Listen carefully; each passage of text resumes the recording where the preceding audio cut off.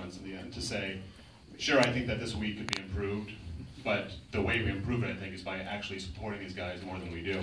And they do fight for access all the time, and I think that's great. And so and that's what I do hope some people take away is that, and it's hard because it's not sexy to support journalists, and we certainly haven't endeared ourselves to people over the past decade or two.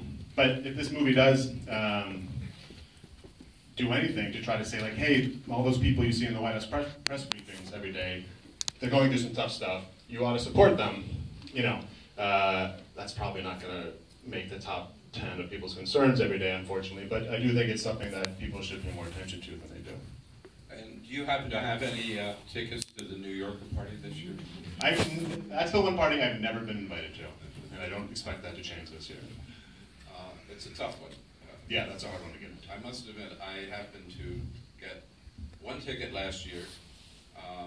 My wife did not go out with me that evening. I took a friend, a cameraman from the White House, him.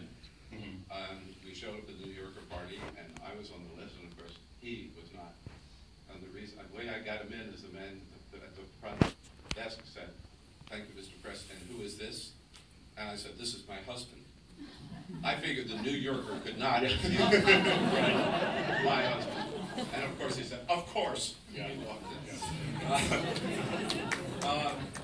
How do you, I think every member of the White House Correspondents Association would admit this dinner is far from its roots. Yeah. How can you ever get back there? It's been really kind of taken over by the outside world, and in many respects it's been taken over by the media, which you point out. He broadcasts live from there. The White House Correspondents Association didn't set up the red carpet. Right. The media did, because they want that. They want this. Well, but they organized it. Yeah. They grant credentials to it now. Well, how do you get back, if you can? Obviously, you can't get back to that dinner in 1921 with 50 people. First of all, you don't want to because they didn't allow women back then. But second of all, I think there's small things you could do. I think you could get rid of the red carpet. I think that you could bolster the scholarship program. I think that you could ask parties that, and I don't know if they would do it, but it was very surprising when I asked, like, do you even bother to ask any of these 24 parties just to, give $10,000, $15,000, and there's not even an effort to ask. That seems like a very simple thing to do. I think that, there's this reputation at the dinner that you're supposed to singe and not burn, which is a leftover from the gridiron, which means you can make fun of the president but don't go too far. I actually think that, I'm fine with that, but I think on one topic, which is press freedoms and press access, they should be very harsh on the president. The president is your guest. This is a White House Correspondents' Dinner, it's for you. I think that they should make a bigger stink about it. He's there. Tell him about the things, Obama, Bush, Clinton, like whoever, the next person. Grill them a little bit. Hold them to account for what you guys say 364 other days about how difficult your job is. So I think there's sort of, you can't tell Google not to throw a party. So I think there's small things you do that would help, but certainly the ship has sailed a little bit. I like your idea, personally, of getting these organizations that kind of piggyback on the White House Correspondents' Dinner to pitch in some dough for the scholarship. Right. Why shouldn't they? And I think at the dinner, whoever the president of the association is, you should mention who gave and who didn't give. I remember the 2002, Julia Phillips, Hollywood producer, wrote a book, a memoir, which she entitled "You'll Never Eat Lunch in This Town Again." Yeah. After this documentary, do you kind of have that feeling about yourself?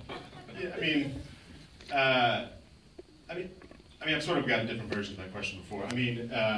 My goal, I completely get that it's a critical take. And I get that it does paint the weak not in a rosy scenario. I'm not going to lie about that. What I do hope, though, is that, and what I tried to do in the film, is to not take cheap shots, not have anybody come away being like, that was just, I can't believe you did that, like, blah, blah, blah, blah. It's like, take, for instance, the scholarship program. I have no doubt that that's something that the association won't be happy with, or the fact that I brought it up, or they might quibble here and there about it. And that's completely fine. What I tried to do is make sure that at least it was fair. In other words, it wasn't a cheap shot. I simply said, look, I think that your ratios aren't what they should be. Is it unflattering? Sure. Did I do it in a way that was below the belt, that was mean-spirited? So, I mean, that was my goal. I mean, I get that some people might not like it. I mean, I'm okay with that. But I still, I mean, there were lots of things that we took out because it seemed a little too snarky or a little too below the belt. So it could have been a lot worse. But I did try to make it something that nobody would come to me thinking, you know, I'd committed some huge rule of respect. We all saw the film together. I'm sure you all have a lot of questions, particularly